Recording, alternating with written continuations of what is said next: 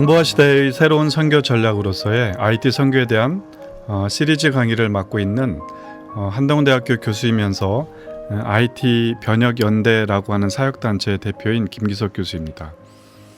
오늘은 그 두 번째 시간으로서 IT 코리아의 시대적 사명과 IT 선교의 정의에 대해서 강의를 하도록 하겠습니다. 오늘 또 시작하기 앞서서 읽고 싶은 말씀은 창세기 12장 1절에서 3절 말씀입니다. 제가 읽어드리도록 하겠습니다. 여호와께서 아브라함에게 이르시되 너는 너의 본토 친척 아비 집을 떠나 내가 내게 지시할 땅으로 가라. 내가 너로 큰 민족을 이루고 내게 복을 주어 내 이름을 창대케 하리니 너는 복의 근원이 될지라. 너를 축복하는 자에게는 내가 복을 내리고 또 너를 저주하는 자에게는 내가 저주하리니 땅의 모든 족속이 너를 인하여 복을 얻을 것이니라 하신지라. 오늘 이제 이 강의를 통해서 또 나누고자 하는 것은 하나님께서 이 대한민국을 축복하시되 또 특별히 이 정보화 시대에 IT라는 분야를 통해서 축복하시고 또 IT 코리아라고 하는 그런 아주 귀한 일종의 별명을 이렇게 좀 이렇게 주시는 어떤 그런 축복을 주셨는데, 저는 이제 그 축복을 이제 묵상하면서 아브라함의 이 축복에 대해서 이렇게 좀 이렇게 같은 하나님의 어떤 뜻이 있는 것이 아닌가 이렇게 기대를 하면서 이 말씀을 묵상을 이렇게 많이 하게 됐습니다. 하나님께서 아브라함을 축복하셨습니다. 그러나 그 축복은 아브라함에게만 머물렀던 축복이 아니고요. 하나님께서는 아브라함에게 말씀하시되 이 축복이 너에게만 있는 것이 아니라 넌 복의 근원이 돼서 이 축복이 너로부터 흘러서 모든 민족에게 흘러가게 될 것이다. 너는 복의 통로가 될 것이다. 너만 축복받는 것이 아니라 너를 통해서 이 복이 모든 민족에게 흘러가기를 기대한다는 그런 말씀을 아브라함에게 주셨던 것이죠. 저는 마찬가지가 아닌가 싶습니다. 우리 대한민국이 이 정보화 시대가 되면서 새로운 부강한 국가로 이렇게 하나님의 귀한 축복을 받고 있음을 우리 모든 크리스찬들은 다 알고 이렇게 믿고 있지 않습니까? 그럼 이 축복이 우리만 잘 먹고 잘 살기 위해서 축복하는 것이 아니라고 우리들은 이제 알 수 있을 것 같습니다. 바로 이 축복을 통해서 열방을 섬기고 또 아직도 복음을 듣지 못한 미조동 종족을 섬길 수 있는 어떤 그런 복의 통로로서 우리를 세우셨음에 대해서 바로 그것이 IT 코리아를 만드신 하나님의 축복이고 시대적 사명이라는 것에 대해서 저는 오늘 여러분들한테 좀 말씀을 드리고 싶습니다. 이야기의 시작을 저는 2000년 초에 있었던 일본 국회의원단이 한국을 방문했던 그런 이제 그 사건, 사례를 통해서 이제 이야기를 풀어나가도록 하겠습니다. 그때 그 일본 국회의원단은 한 이제 10명 정도의 국회의원들이었는데요. 일본의 그 정보통신 IT 관련된 아젠다를 다루는 국회의원들이었어요. 그 국회의원들이 이제 2000년 초에 한국을 방문해서 한국의 IT의 발전상을 이렇게 살펴보고 또 어떻게 이제 협력할 수 있는지를 살펴보기 위해서 이제 일본 국회의원들이 우리나라에 이렇게 참석을 하게 되었습니다. 방문하게 되었습니다. 그때는 제가 이제 한동대 교수가 되기 직전이었고요. 그때는 제가 국회에 한 2년 정도 그때 당시 IT의 최고 전문가였던 어떤 국회의원의 스태프로서 제가 이렇게 근무를 하던 때였습니다. 국회에 있을 때였는데, 그때 이제 제가 모셨던 그분이 IT라면 우리나라의 국회의원 중에 둘째가라면 서로 하시는 당시에 그 국회에서 최고의 IT 전문가이셨던 분이셨습니다. 그렇기 때문에 당연히 일본의 정보통신 관련된 국회의원들이 방문했을 때 이제 한국 측에서 호스트를 하셨던 그런 분이셨고요. 이분이 이제 일본 의원들을 모시고 그때만 하더라도 테헤란밸리가 이 IT의 우리 대한민국의 IT 산업의 집결지 클러스터였기 때문에 이제 테헤란밸리에 있는 회사들을 쭉 방문하고 또 이제 그러면서 이제 일본 국회의원들하고 일정을 보낸 다음에 이제 일본 국회의원들과 이제 마지막 일정을 갖는 그런 시간들이었습니다. 그 일본 국회의원들은 그때 당시에 이 대한민국의 IT 발전된 현황을 이렇게 살펴보면서 굉장히 이렇게 좀 놀라워했었고요. 그 국회의원 중에 한 분, 이제 일본 국회의원들이 이제 질문을 이렇게 이제 한국 국회의원들한테 이렇게 했던 것입니다. 그 질문 중에 하나는 어떻게 하다가 이렇게 대한민국이 갑자기 IT가 이렇게 확 발전하게 되었느냐. 그때 당시에 이제 일본 국회의원들이 말하기를 대한민국의 IT가 자기들보다 한 3, 4년은 앞선 것 같다. 뭐 이렇게 이제 얘기를 이렇게 했던 거였습니다. 근데 이제 저는 이제 우리나라 국회의원께서 어떻게 대답할까 굉장히 궁금했는데 이제 그 국회의원께서 이런 대답을 하시더라고요. 우리에게는 3년 전에, 그러니까 2000년 초니까 3년 전이라 하면 1997년, 8년 그때가 이제 우리나라 또 현대사에 있어서 가장 큰 고난의 시기 중에 하나였던 IMF 시절에 아니겠습니까?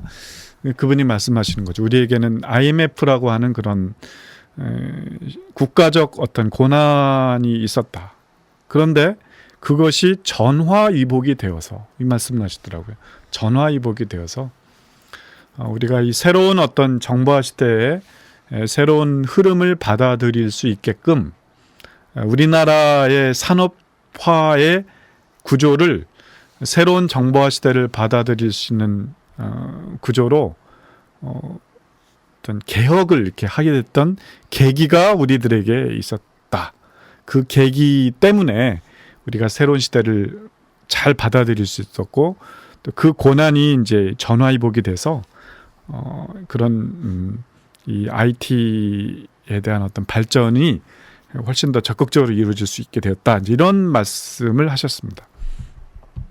그리고 나서 이제 한마디 더 이분이 하셨는데 굉장히 놀라운 얘기를 하시더라고요. 이분이 굉장히 일본 국회의원들이 당황할 만한, 이분은 이렇게 말씀하시는 거예요. 일본 국회의원들에게 하시는 말씀이, 내가 볼 때는 일본은 이제 문제다.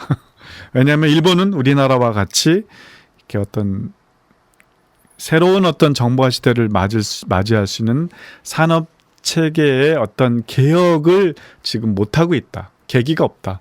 지금 일본은 최강국이기 때문에 이 강국에서로서의 어떤 그런 부요를 지금 누리고만 있지 새로운 시대에 받아들이는 개혁을 못하고 있기 때문에 자기가 볼 때는 조만간 일본이 이제 경제적인 어려움을 심각하게 겪게 될 거고 새로운 시대 때 경쟁력을 회복하지 못하는 어떤 그런 나라가 될 것이다. 이렇게 말씀을 하시더라고요. 그 일본 국회의원들한테 하셨던 말씀에 대해서 여러분 요즘 일본을 보면서 어떤 생각이 듭니까? 일본의 경제가 우리나라는 지금 승승장구, 삼성이라든지 새로운 어떤 IT 시대에 계속적인 어떤 그런 경쟁력 있는 그런 프로덕트를 계속 내놓고 있지만 일본은 당대 이렇게 세계를 휩쓸었던 소니와 같은 그런 전자 산업들의 회사들이 지금 거의 어디로 사라졌나 없어지고 스마트폰도 별로 이렇게 성공하는 사례가 없고요. 그러니까 지금 생각해 보면 그때 그분께서 하셨던 말씀이 굉장히 좀 중요한 어떤 통찰력을 주는 말씀이 아닌가 이렇게 생각을 하게 되었습니다. 그때 저는 그 말씀을 들으면서 이제 IMF라고 하는 이 고난에 대한 어떤 새로운 시각들을 제가 이렇게 갖게 되었습니다.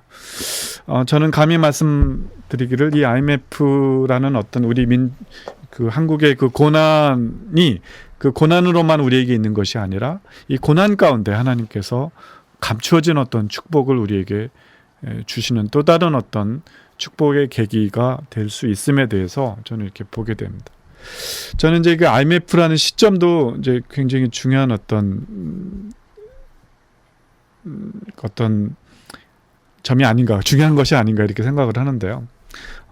인터넷, 그러니까 1997년이 인터넷이라는 어떤 측면에서 어떤 시점인지에 대해서 이렇게 좀 돌아볼 필요가 있을 것 같습니다.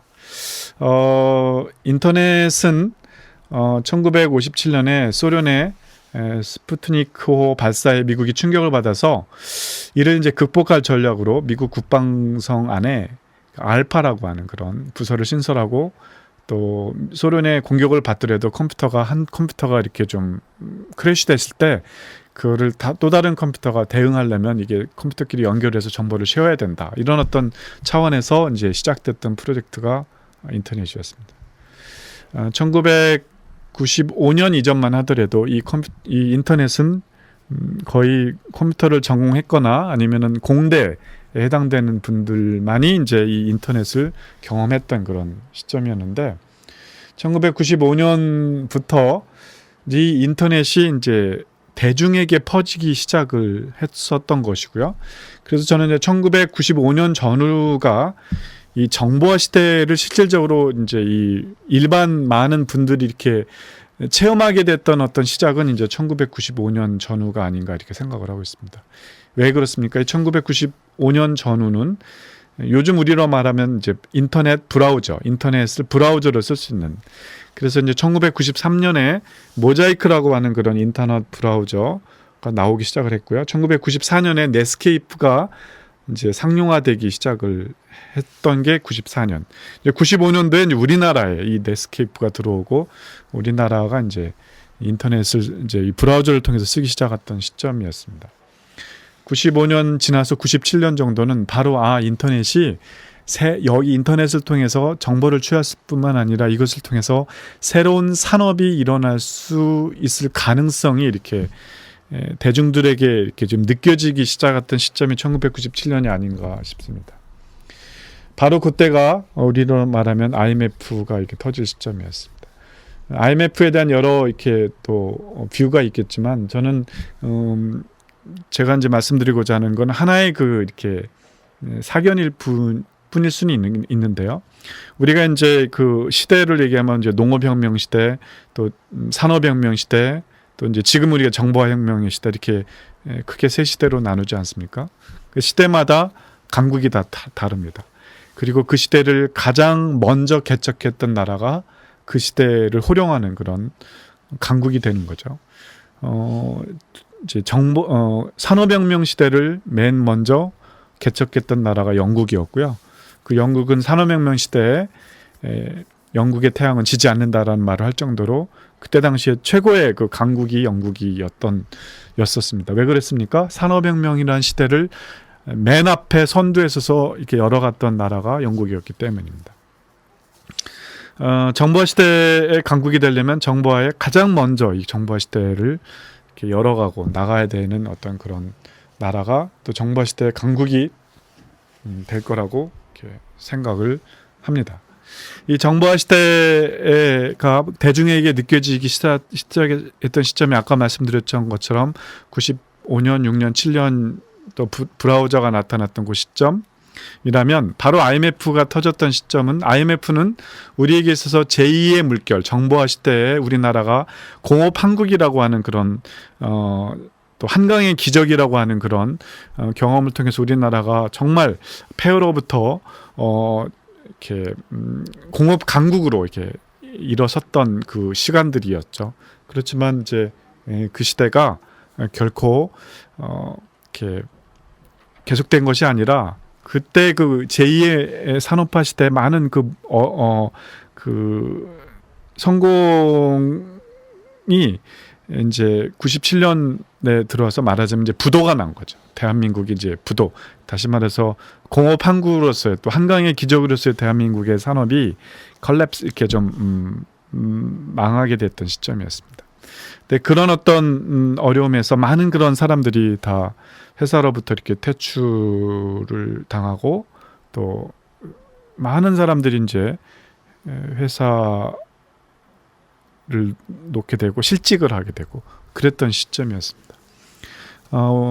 우리가 옛말에 물에 빠지면 지푸라기라도 잡는다는 그런 말이 있듯이 실직을 했던 많은 그런 그 대한민국의 많은 분들이 지푸라기를 잡는 심정으로 그때 막 떠오르던 새로운 IT 산업의 가능성으로 막 떠오르던 인터넷 산업의 가능성으로 떠오르던 그 지푸라기를 많이 잡았던 거고요. 또 거기에 목숨을 걸었던 것입니다. 바로 그 시점에서. 그래서 그 어떤 나라보다도 우리 민족이 가장 앞서서 이 IT의 그 산업화 시대를 대중화 시대를 이렇게 열어갔던 그래서 물론 이제 많은 분들이 이제 이런 어떤 그 IT 선교에 대한 강의를 하면 질문을 합니다. 이 대한민국에 진짜 IT 실력이 있는 거냐? 이렇게 많은 질문을 하죠. 또 아시는 분은 아시고 또 전문가들은 아시겠지만 사실 우리나라의 어떤 그런 IT에 대한 어떤 실력이 결코 이제 크게 보면 미국이나 또 일본보다 앞서 있다라고 결코 말하기 쉽지 않은 그렇게 말하기 어렵죠. 그렇지만 바로 이 IT 산업을 대중화하는 또 많은 사람들에게 이 IT가 산업으로 또 인터넷 어떤 것을 통해서 이렇게 삶을 스며들게 하는 그런 부분에 있어서는 우리나라가 가장 경쟁력이 있고 또 앞서 있다라고도 감히 말할 수 있습니다. 그런 계기가 됐던 게 바로 이 IMF의 시절이 아닌가 이렇게 싶습니다. 바로 그런 어떤 계기들이 있었기 때문에 이제 우리가 빨리 정보화 시대를 이렇게 선두주자에 서게 되었고요. 정보화 시대 선두주자가 됐기 때문에 그때 그 이후로부터 상당히 많은 IT 관련된 지수 중에 꽤 많이 이 대한민국이 이제 1등에 해당되는 그런 그 랭킹 1위에 해당되는 지수들이 굉장히 많습니다. 뭐 그런 어떤 계기들이 이렇게 우리에게 주어진 것은 IMF라는 고난 안에 감추어진 하나님의 축복이 우리에게 있다는 뜻이고요. 그렇기 때문에 그것이 이 축복을 우리가 묵상하면서 바로 지금 IT를 통해서 열방을 섬기는 그런 시대적 사명을 우리가 갖고 있다고 말할 수 있지 않을까. 저는 이렇게 좀 감히 이렇게 좀 말씀을 이렇게 드리고 싶습니다.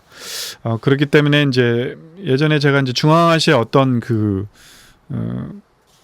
곳에 이제 사역하시는 선교사님을 만난 적이 있었는데 그 선교사님은 이제 컴퓨터 센터를 세워놓고 그곳에서 이제 컴퓨터도 가르치고 영어도 가르치는 사역을 하셨던 분이셨어요. 그분은 이제 재미교포였기 때문에 영어를 잘하신 분이었기 때문에 영어는 이제 그 부부가 다 이렇게 봉사자가 없어도 또는 선생이 혹시 없어도 본인들이 직접 이렇게 하셨었는데요. 컴퓨터 센터는 이제 처음 컴퓨터 센터 시작할 때는 이제 컴퓨터 가르치는 분이 오셨는데 그분이 돌아가신 다음에는 이제 컴퓨터 하시는 분이 없으니까 이제 컴퓨터 센터가 잘 어렵게 돌아가고 그래가지고 이제 저한테 인력을 지원하셨던 요청을 하셨습니다. 그래서 이제 제가 뭐라고 말씀드렸지만 선교사님 이 컴퓨터 센터에 일하는 그런 컴퓨터 강사 선교사를 요청하는 분들이 하도 많아가지고 저희들이 그걸 다 이렇게 대기가 참 어렵습니다. 추수할 것은 많대 일꾼이 적다는 게 이제 저한테 느껴지는 건데요.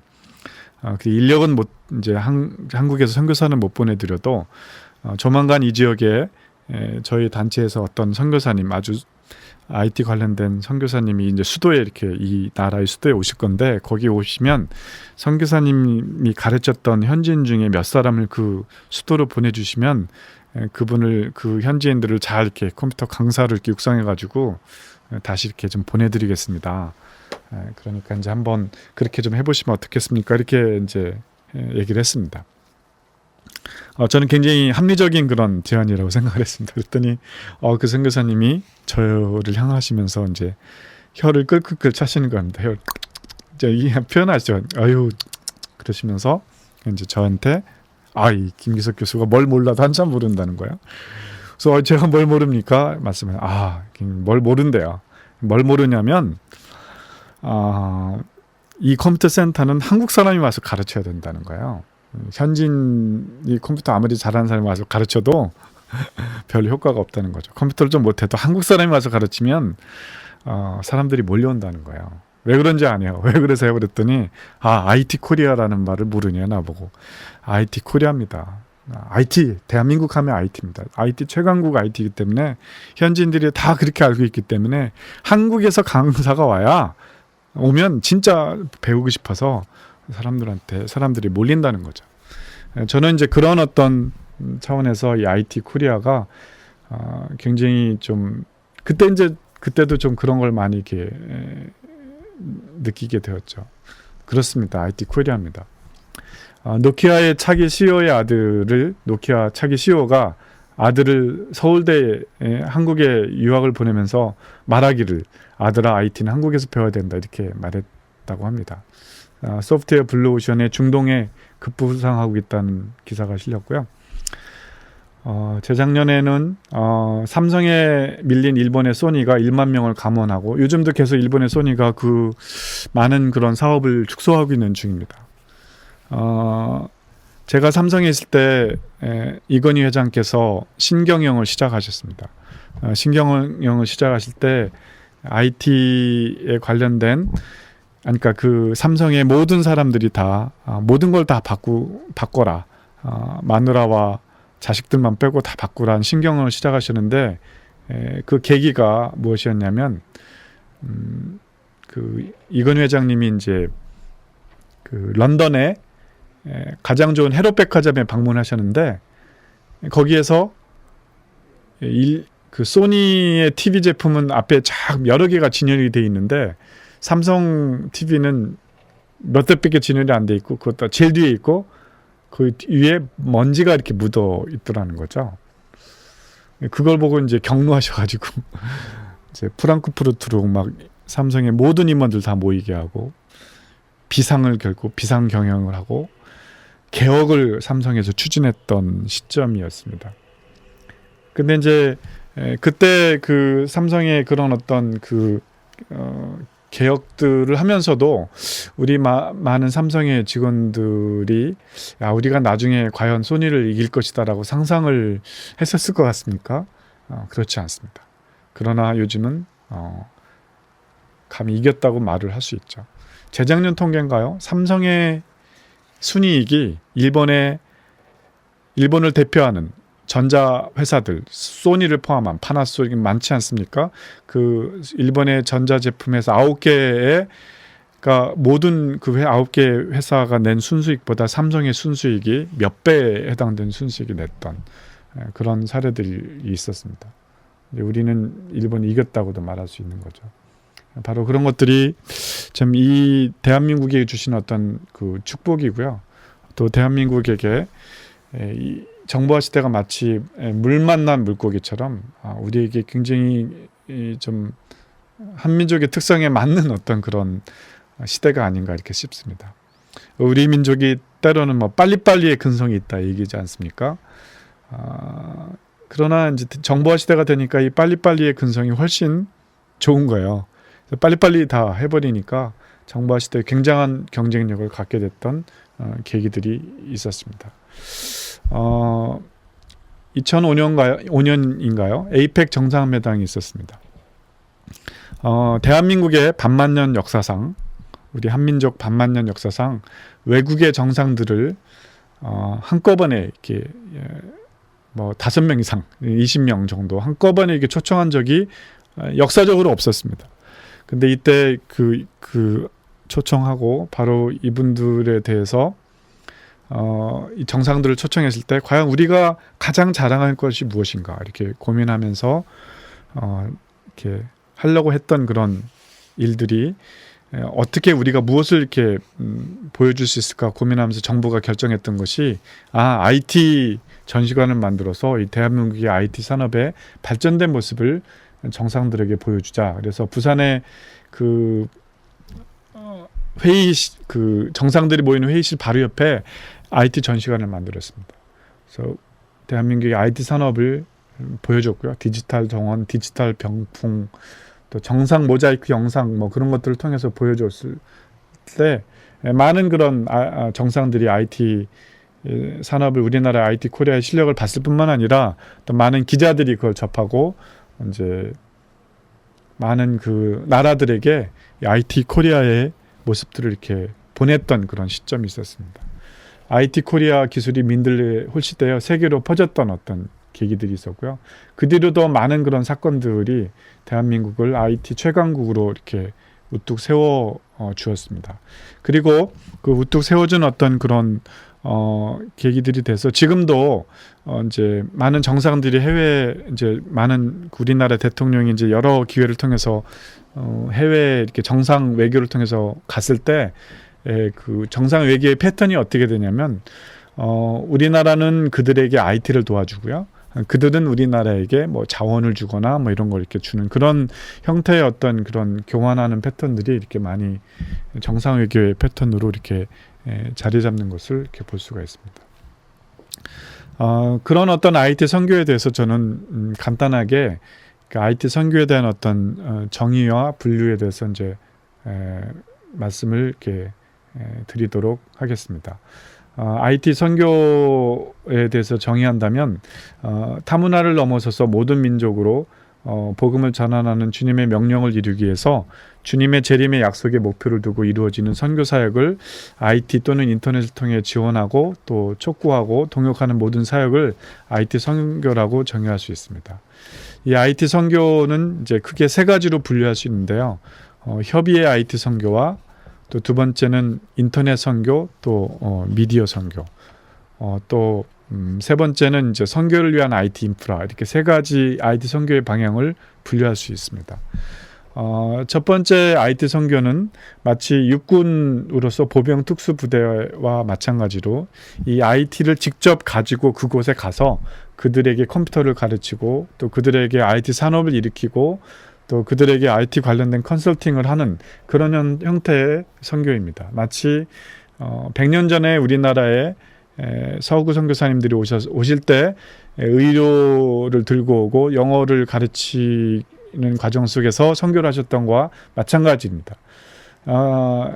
그래서 이거는 어떤 면에서 이제 새로운 선교라고 말하기는 어렵고요. 전통적인 선교인데 갖고 가는 것이 IT라고 하는 신기술을 갖고 가는 어떤 그런 면이 좀 달라진다고 말할 수 있습니다.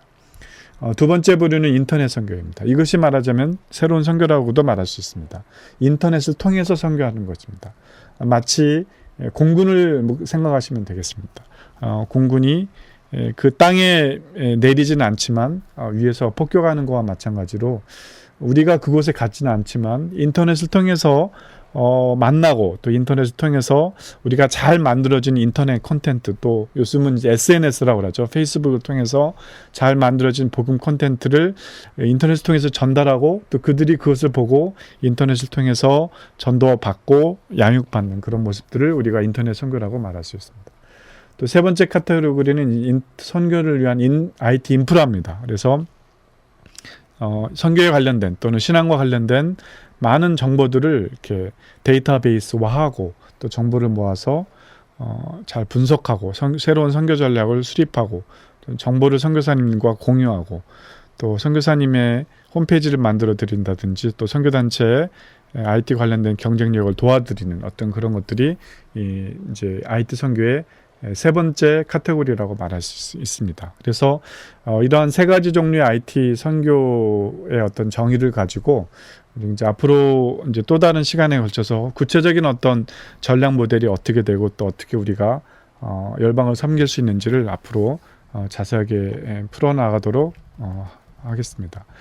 오늘은 이제 이 IT 코리아를 주신 하나님의 축복, 또 IT 선교에 대한 정의를 이렇게 말씀드렸습니다. 이 강의를 들으시고 또 많은 선교지에 있는 선교사님들 중에 IT 선교를 하고 계시거나 또는 IT 선교를 하기를 원하시는 분들은 제게 이메일을 보내주시면 연결해서 이렇게 함께하는 그런 동역의 시간들을 갖도록 했으면 좋겠습니다. 또 뿐만 아니라 또 많은 한국과 미국의 이 IT 관련된 은사를 갖고 또 컴퓨터를 좋아하시는 크리스찬들이 이런 어떤 IT 선교를 희망하거나 또는 IT 선교하시는 선교사님을 도와드리는 일에 함께 동역하고 싶으신 분들이 있으면 또 저한테 이메일을 보내주셨으면 좋겠습니다. 제 이메일은 peterkim@handong.edu입니다. peterkim @handong.edu handong.edu.로 이메일을 보내주시면 그분들을 이렇게 네트워크해서 귀한 동역이 일어날 수 있도록 이렇게 좀 또 했으면 좋겠습니다. 오늘 두 번째 시간 함께 해주셔서 감사드립니다. 감사합니다.